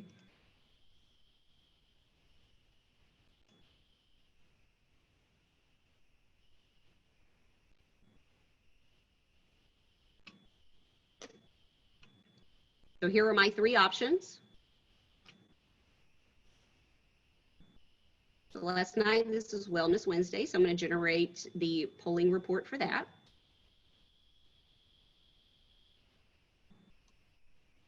And Jamie, you said that the reports can be exported. Where are they exported to? Is it Google Sheets or Excel or where? Excel. I select Excel. Yeah. So here is, let's see if it's going to show up. I don't think it is.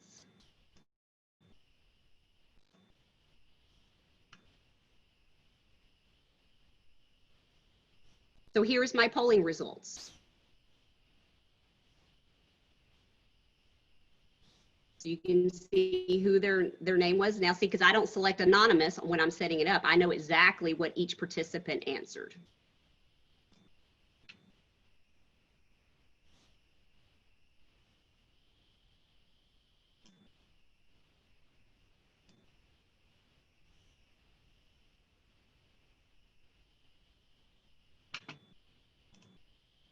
Oh, okay. Everyone seeing Patsy? Sorry about that, Patsy. Didn't mean. Thanks for the warning there, Jamie. I saw your face. Like, ah. Glad I wasn't doing anything I wasn't supposed to be doing. All right. So the reason why you saw Patsy is that I actually have dual monitors. So if you are going into this environment where you're going to be using these digital platforms, I have two monitors. I can see all the participants on one. I can see the chat box and all of that. And then I have another monitor that I share, that's where I'm doing my screen sharing at. So it just makes my life a little bit easier. So I think that is everything from here.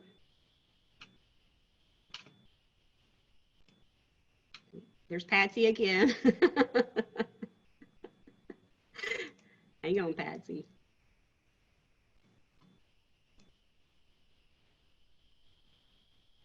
Okay, any questions about the setting up Zooms on the backside?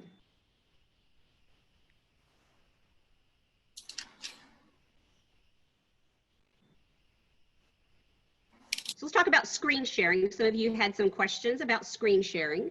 So at the bottom, you have a share screen option. You click on that, and here, because I have two screens, that's why it says screen 1 and screen 2, but this is where you find the whiteboard feature.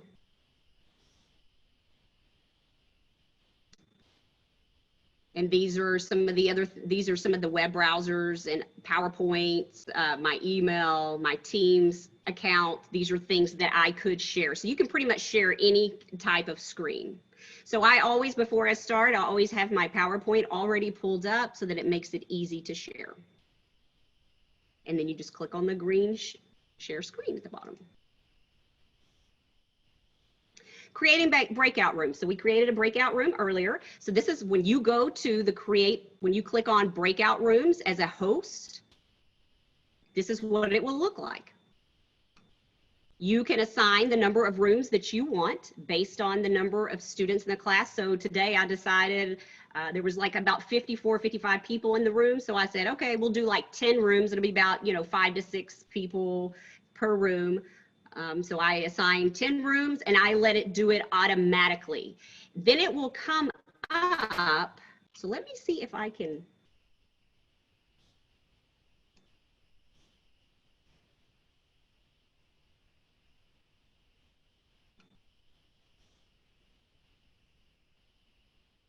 Okay. So you all can see that. So I have, let's see how many, 10 breakout rooms here. And it tells me how many people are in there. I can rename the breakout room. So if you are going to assign a particular topic to that breakout room, you can rename it. You can delete that room. I can also, so like, if I realize like, oh, you know what, Catherine and Elizabeth, they kind of have difficulty working together, I can move her to another room. Or I can exchange people. And this will give me all of the breakout rooms. So I'm going to, okay, Miss Pena, I'm going to switch you with Miss Hernandez. And then you have options to move all participants into breakout rooms automatically or allow participants to return to the main session at any time. So if they're working on something and you tell them when you get done, come back to the main room, you can have them do that. And then you can also have them close automatically after a certain number of minutes.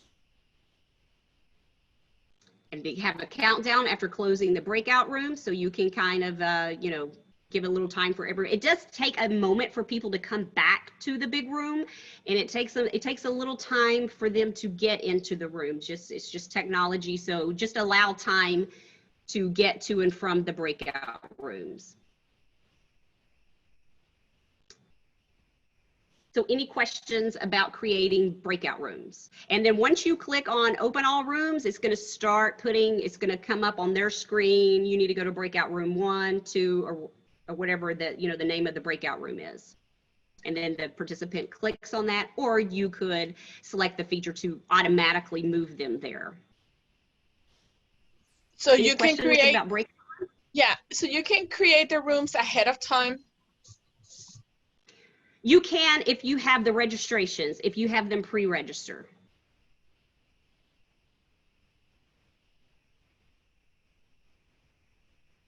because you would have to know that information ahead of time. So may I ask a question? Yes. Could you just show me where to start with the breakout rooms? Okay, so down here at the bottom, you see all of my features down here. I have security participants, polls, chat, share screen, pause, because this is a recording. It is recording breakout rooms, reactions, all of that. I click on the breakout rooms. And here are my breakout rooms, all 10 of them. And then each room has the participants that are assigned there.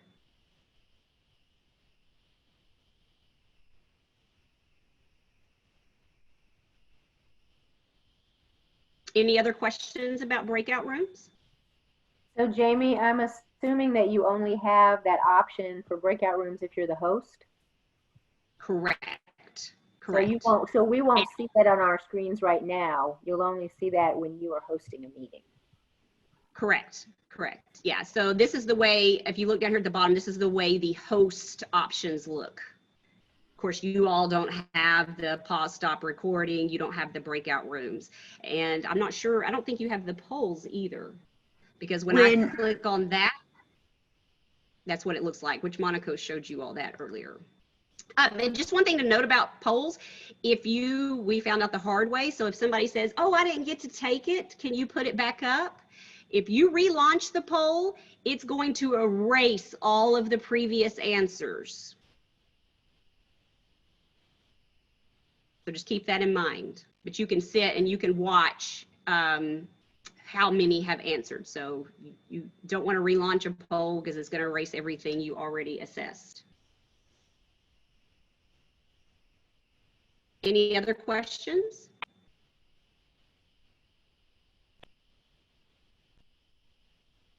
So I can't. So I think Ashley had a question about how do I enter the breakout rooms? I can't show you that because once I select open all the rooms, you all are going to go to breakout rooms and you're not going to be able to see. But once you hit open all rooms, it'll come up and it'll tell you if they've joined the room or not. And then there will be something kind of over in this area that says, do you want to join breakout room 1? And you click on that and then it will put you in there. And then there will be an option for you to leave that room and then it'll take you back to this screen. And then it'll have, I can go into breakout room 2. So while you all were in breakout rooms, I was texting Monaco, like I just went to breakout room 1, I'm heading into 2. And then someone raised their hand and it asked me, do you, I think it was group 5, breakout room 5 needs help. Do you want to go there? So then I went into that group and they needed help with sharing the whiteboard. So I was able to assist them. I left there and then I went to another group. So you can bounce from breakout room to breakout room. And if you have paras or you're co-teaching, they will be able to bounce from room to room also. So that was kind of why I was texting Monaco, because I didn't want him to go, if I was in breakout room 2, I wanted him to know I was there so he could go somewhere else, that we're both not in the same room. Any other questions about breakout rooms? Just really quick in the chat, if there's more, like even more in-depth questions that you might have, I also included a link to the Zoom support page. Just like if after this and you're like, whoa, I'm still thinking about breakout rooms, I want to know more. There's a great resource right there for you all too. Yes, and Zoom actually has a lot of videos. When I started all of this, I had not had much experience with Zoom. I had to go and watch a lot of videos, just different things like how to share your computer sounds, those type, so there's a lot of great, and YouTube has a lot of great videos too. I've watched, sometimes I get better answers from YouTube. Okay, so to allow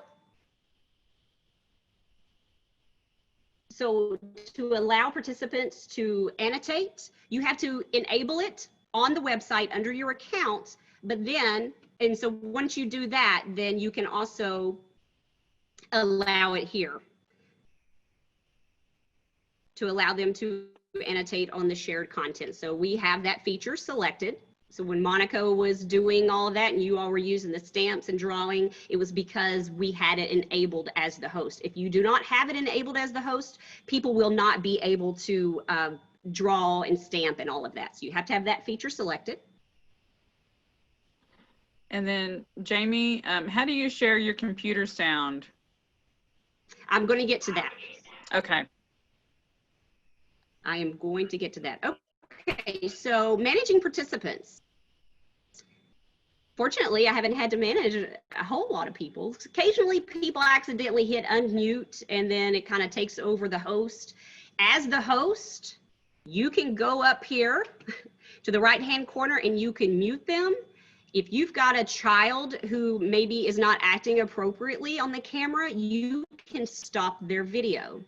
You can also chat privately with them by selecting this and clicking on chat. Are we supposed to be able to see what you're doing? Because I just see your PowerPoint. Is that right? Yes, but it's on the, yes, but Okay. it's, do you see all this? Okay, I see your little red thing now, yes. Yes, it's so like I screenshot it and then inserted it into the PowerPoint. Make it easier. So these are, so when you click on that as the host, when you click on the 3 dots beside a participant's picture, you will see all of these options. You can make them a co-host. You can also remove them if they're getting like super inappropriate and continuing to unmute themselves, and you can just remove them. And you can also place people back in the waiting room. So if you accidentally let someone in, you can always move them back to the waiting room if you have that feature enabled. I have a question there, because before you said that we could disable the meet before. So does the meet before, how does the meet before compare with the waiting room? Are they the same thing?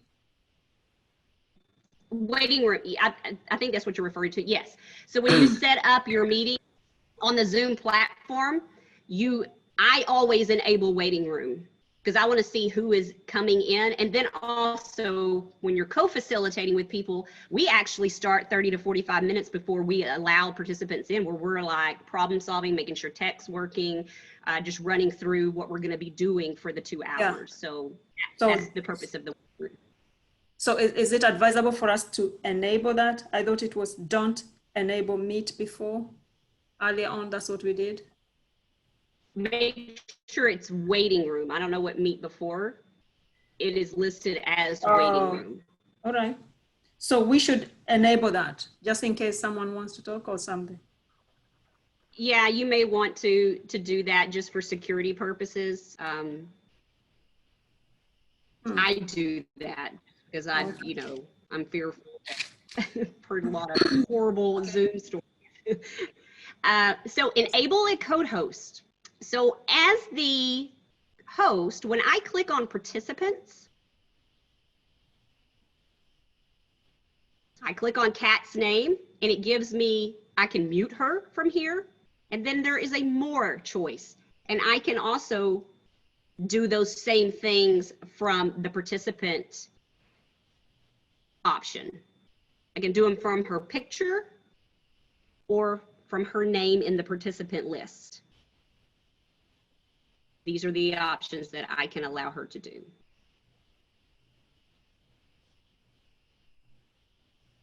Music, sharing music. So music is a great thing to use. I've attended several meetings where they have actually used music. On our Wellness Wednesday, we started out with meditation, so then we had to play meditation music. So I had to figure out how to share music. So when you go to your share screen option, you're going to click on advanced. You have these 3 choices up here, basic, advanced, files. I'm going to click on advanced and click the option in the middle that says music or computer sound only, and it's going to enable me to play music. So if you're using Spotify or iTunes, especially if you're teaching kindergarten, you're going to do morning circle time and you want the kids to be able to do those movement activities, this is where you share it.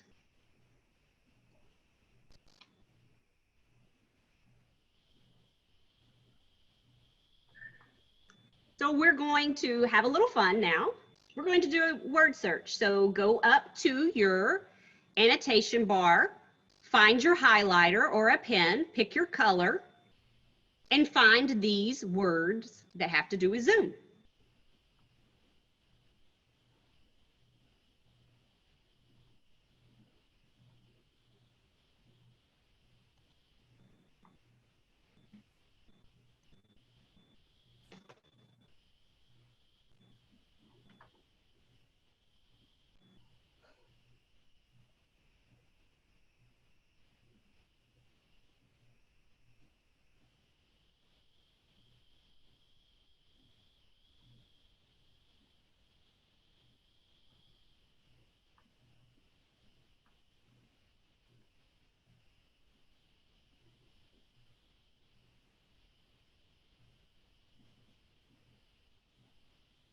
And one thing I want to note about the music, especially if you're going to be recording something, just be mindful about copyright laws regarding music.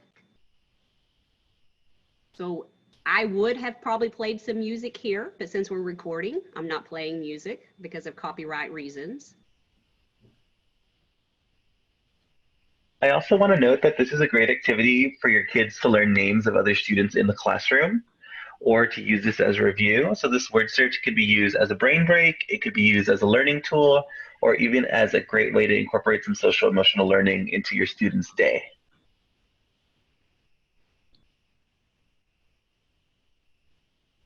Oh, sorry. That is not what you, that's my husband. Sorry. And I actually created this word search free online at like a puzzle website. I'm assuming that was you with your husband? Yes. Okay. I'm gonna have to go back and cut that out. No, it's good. It's good. Okay, did you import the whiteboard? No, but as you can see, I forgot to clear the tools, and so then everything went. So it's on the next slide. And I included a link in the chat to a puzzle maker in case you're interested in that tool.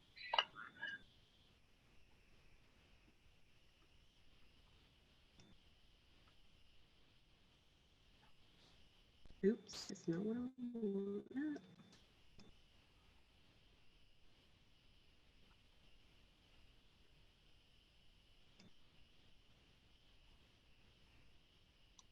So I bet inquiring minds are wanting to know how you did that. How I did what? How you included this word search. Did you go to Puzzle Maker? So, yeah, I went to Puzzle Maker and then I just uploaded it into the PowerPoint, like as a picture. I saved it as a JPEG and then just put it in. I did have to like cut the word bank out, and I had to like finagle it a little bit on this on here to make it where you could see all of it. Okay. So now I'm trying to find my clear bar.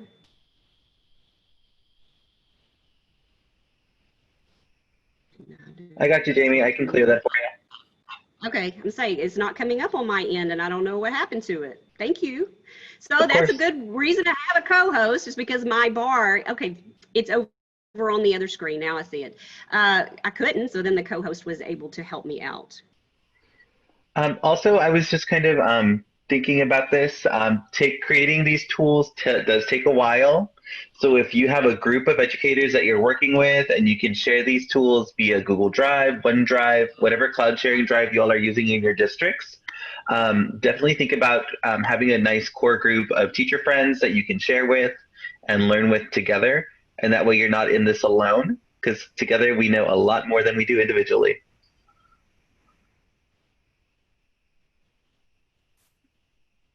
Okay, hang on, y'all. We got problems here.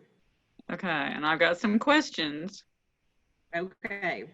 So okay, the participants are not going to have access. They're going to have, you have to do it as the host, right? To set this up. So okay, repeat the question. It says, so how did we have access? Was it through the whiteboard? No, I think, can you explain that again? How I embedded this? Yes. The word search. I actually just went and created it on the Free Puzzle website. I downloaded it as a picture, like a JPEG. And then when I was creating the PowerPoint, I went up to the insert picture and selected it. And then just this, so this is nothing more than a PowerPoint slide with a picture of a word search on. And because I have the annotation button enabled for participants, they are able to write on this. Does that clarify it? It does for me. I hope it does for the the asker. And it said, so to get out of the drawing mode, do you just click on the right-hand mouse? If you have the annotation bar, there's an eraser bar that you can do. And then to get out of it, there's a little red dot with an X, with the white X. Yes, so because I had dual screens, my and I've got all this stuff pulled up, my annotation bar was hidden behind some other stuff. So I was able to find it once I kind of clicked around. So yes, you can clear it. As the host, you will have the clear option to clear everyone's annotations on there. And then you can erase stuff, or individuals can erase what they already put up. And then I have not seen the link for the docs that were to shared for the meeting at the beginning. Has the link been put in the chat? I'm dropping them as files. So they should be titled Pedagogy in a Digital Word. It says it's a PDF file. And then there's a Zoom tips and tricks file as well that's also marked as PDF in the chat. Yeah, they're both there. And you may have to scroll up because I think I've posted them 2 or 3 times in there. So you may have to scroll up to find them. So let's see if you know how to use your digital. Clap your hands. If you feel like you are now a Zoom pro, we learned how to do annotation, the text, stamp, highlight, draw, camera, microphone, on and off, group and private chat, reactions, poll questions, breakout rooms, inserting web links in the chat box, screen sharing, and using music.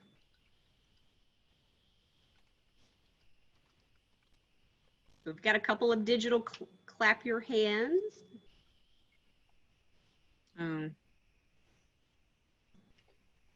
Let's see, I'm seeing lots of reactions in the gallery view. I am seeing some hand claps and thumbs up. And so this is where the dual monitors comes in handy, because I can see all the participants on the left, and then I can see my share screen on the other monitor.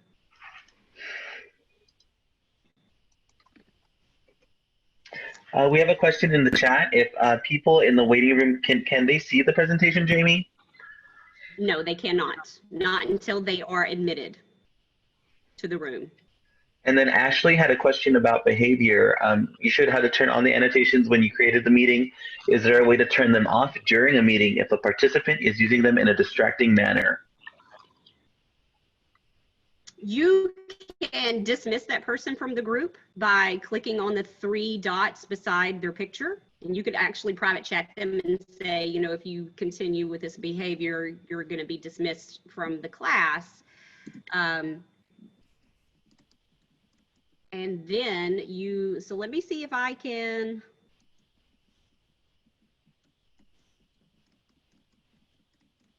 You can disable participants' annotations under the More option when you are the host. So if the kids are starting to not do what they're supposed to be doing, you can disable under the More option, which you all probably cannot, you're not going to be able to see because you're not a host. So using your star stamp, so go click on your annotations, find your star, click how you are feeling after what you've learned today as far as using Zoom in your classroom to keep kids engaged.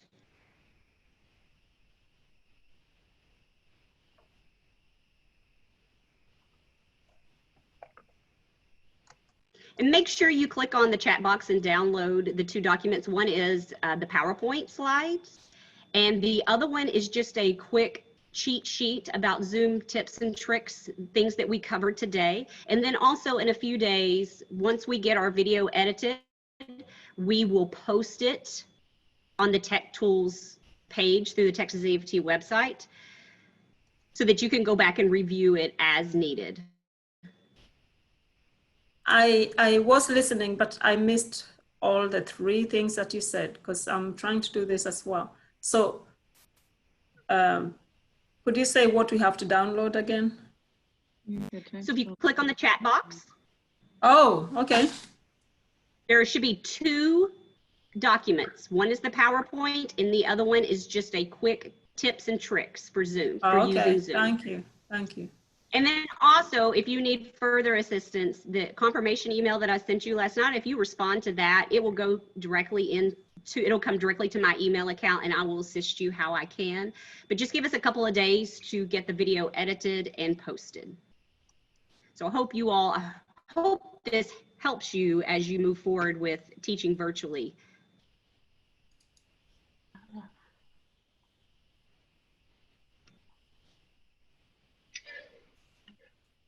If you're not seeing those links, can you please be sure to send Jamie an email so we can go ahead and make sure that you get those presentation files.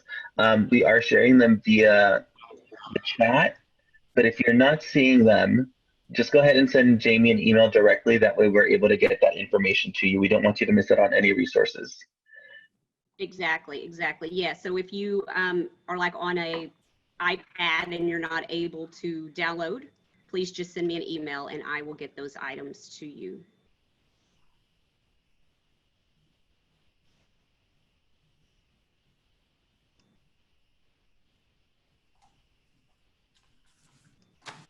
Okay, so it's evaluation time. So I'm going to launch the poll. I have a quick question. My Zoom, like I went back to my Google, like my open windows, and I have the Zoom on the bottom, but it's just opening it in a small box on the right. Is there a way for me to reopen that bigger? There should be an arrow on that little box, possibly. A green arrow? Okay, got it. Thank you. Okay, all right. Perfect. Monica, can you launch the evaluation poll, please? Absolutely. Launching the poll.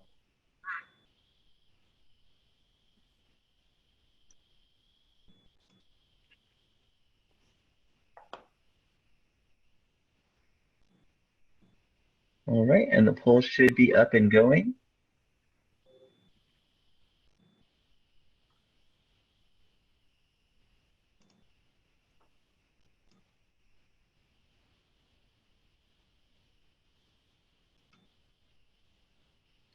All right, we've got 2 responses out of 47. All right, 3, 4. There we go, y'all. All right, we're starting to come in. Should the submit button light up when you go to click on it? Because mine's not doing that.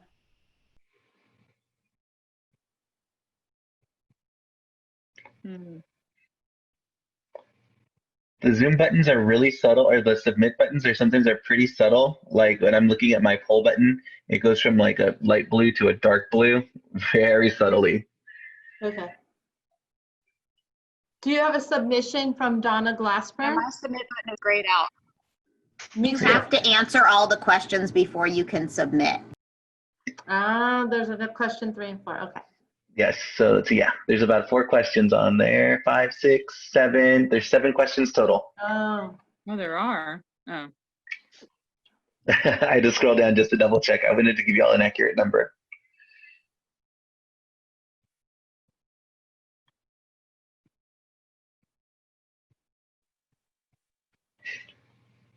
And granted, you know, as we kind of go virtual and as we're learning new tools, definitely I can feel that, you know, there might be some frustration with tools and limitations, just like with anything else. There's a learning curve to these things, and we have to allow ourselves some grace as we're learning and growing as learners, as professionals. So as we kind of, you know, go into the school year, I want to invite you all to please be gentle with yourselves, with your colleagues, and give yourselves that amount of grace. So that way we can all learn together, learn from our mistakes, and grow as a learning community. Thank you so much Absolutely. for the presentation. This is Ms. Sweeney. I just wanted to ask you the one for tomorrow. What is the topic? Schoology. Tomorrow is Schoology. What is that? Because I'm not familiar with that. Joseph, I see Joseph is on. He is our Schoology instructor. Joseph, would you like to unmute yourself and kind of explain what Schoology is? No problem. Schoology is a classroom and curricular management system. It is something that is taking off across Texas. A number of school districts here in the Houston area, as well as I believe San Antonio and elsewhere, are utilizing it. It is the mechanism by which some school districts are choosing to put their curriculum out there to teachers and parents and students. It's also a mechanism by which you can communicate. It has like a Zoom type function as well. It's also has a grade book function that marries to Skyward, which is a attendance and grade management system. So if you're, for instance, if your school district is one that has not introduced it, then it's probably not necessarily for you. Okay, thank you. Because we have Microsoft Teams, and I was wondering what that Schoology was. I just wanted to get as much information as I can before we start the school year. Now, we will be using Microsoft Teams as well in the functions of Microsoft Teams, Microsoft 365 in our school district, but the curriculum and the mechanism of which we're going to be doing our distance learning in terms of how we're going to be administering assignments and collecting information, feedback from students, all of it's going to be done through that management system. But again, if you don't know anything about it, haven't been introduced to it, or have no reason to believe that your district will be adopting this in the coming year, it may not necessarily be of use. Yeah, so it's probably not a good idea to, I did register for it, but I guess I can always cancel it. Exactly. Cancel the registration. Okay, Yeah. thank you. Thank you for your input. Thanks. May I ask a question? Is Schoology similar to Canva or Blend? Is it similar to Canva? Is it similar to, it's, yes, in the sense that it is a platform on which you can deliver instruction, but it's far more. It has a lot more functionality. I liken it to actually to more like the old school Edmodo, where it's not just where you can talk to students. It's not just where I'm going to turn my video on. There we go. It's not just where you would be able to talk to students. It's where the curriculum for all grades would be present, and then it would be separately adopted by different teachers, based on their needs. It is so it's more comprehensive. It's let me give you, for instance, Schoology is where I'll be doing my virtual learning, my grading. It is the portal by which my students are going to have access to their to a digital or online textbook. It is where I'm going to be leaving feedback or being able to conversate with parents or guardians about student progress. So it's kind of all of those things. So Canva is obviously does do some of those things, but doesn't do all of those things. So it's not really a management system. It's more a platform for certain types of digital learning and digital sharing, that kind of thing. Thank you. It would be something that your district has decided to use across the board. Mm-hmm. Okay, so do we have any questions about Zoom for any of the instructors? Just want to encourage you, as Monica said, be good to yourself. I know I've personally been a little bit hard on myself since we started this in March, and I have a few times had to take a step back, and because this is a new world. But I've also been using this platform since March, and I just keep clicking until something happens. And you're going to make mistakes. Just be kind to yourself. That's the most important thing. Thank you so much. You're welcome. You're welcome. Thank you. This was really useful. Thank you. You can, like I said, we're going to have Schoology tomorrow, Microsoft Teams on Saturday. Then next week on Tuesday evening from 5:30 to 7:30, we are going to be doing T-tests. So if you want to know the ins and outs of T-tests as an educator, as a classroom teacher, what your administrator would be looking for, we're going to be offering that. So go over to the Bridges page on the Texas AFT website, or you can visit the Texas AFT Bridges Institute for Professional Development on Facebook, and you will see the event there. So we're going to do T-tests Tuesday evening. On Wednesday, we're going to do a Know Your Rights, where we're talking about educator rights, you know, the do's and don'ts when you're navigating the legal process of Texas Education Code. And then on Thursday evening, we're going to talk about goal setting and professional development plans as they relate to the T-test evaluation system, what those should look like. How do you create goals that are meaningful for you and your pedagogy in the classroom? So those will be taking place next week. So register for those if you are interested in attending. Other than that, do you register for the Know Your Rights? I'm sorry, the one on Tuesday? You can go to texasaft.org/bridges. That will give you a link to all of the professional development opportunities. And check that site frequently, because we are looking at offering Wednesday sessions starting the first Monday in September. Each Wednesday night, we will be offering a 2-hour session. We issue CPE credit because we are TEA accredited. So any of the sessions that you attend with us, you will receive a CPE certificate. Jamie, I have one last question. They want to know, as a teacher, how can I be certain the student is there if they stop the video? On the back end of Zoom, when you log into your account, when you go to those reports, it will tell you what time they logged in and what time they logged out. So you will know the duration of time that they were actually in the class.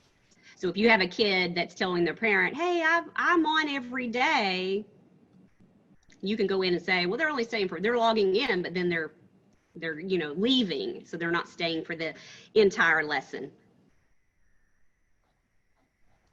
And that's another way for you to take attendance. But the meeting has to be over, and then it will generate that report on the back side of Zoom. Okay.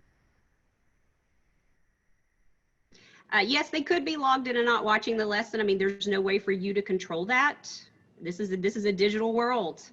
You have no control over what's going on in their home or what they're participating in and not. That's why we showed you all of these engagement tools, because, you know, if you're requiring them to annotate, stamp, go into breakout rooms, work together, it's going to be very difficult for them to step away and watch TV and doing something else while you're teaching. So that's why we're trying to keep students engaged in this digital world.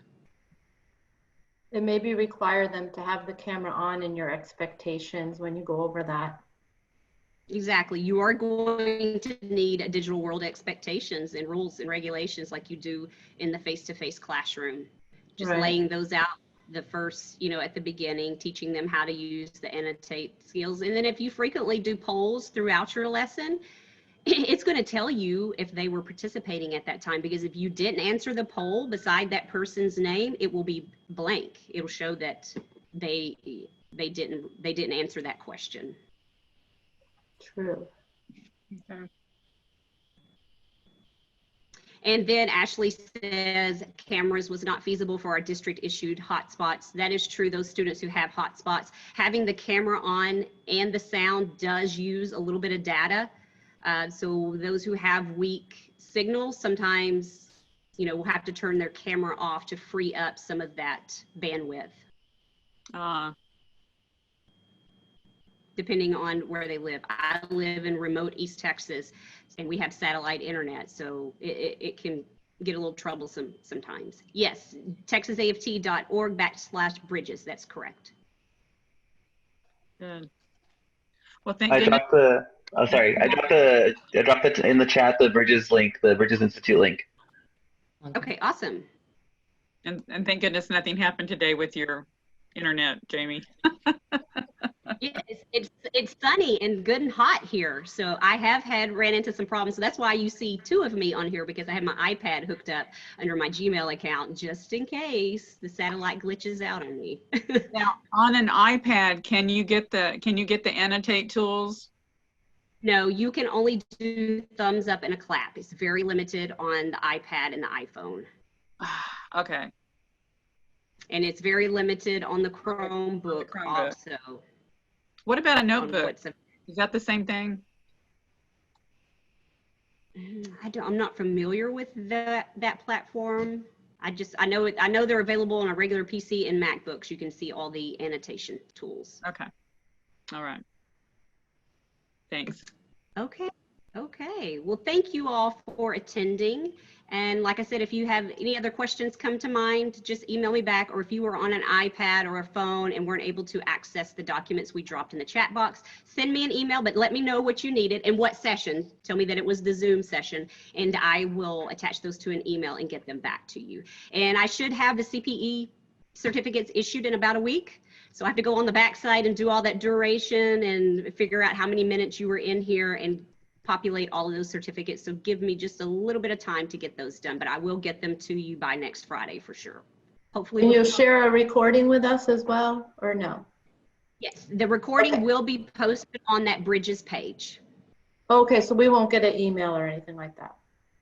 No, that's the one downfall of Zoom. I can't go in there and send you an email from that platform. It's already pre-populated, and the only thing I can do is just send you a reminder.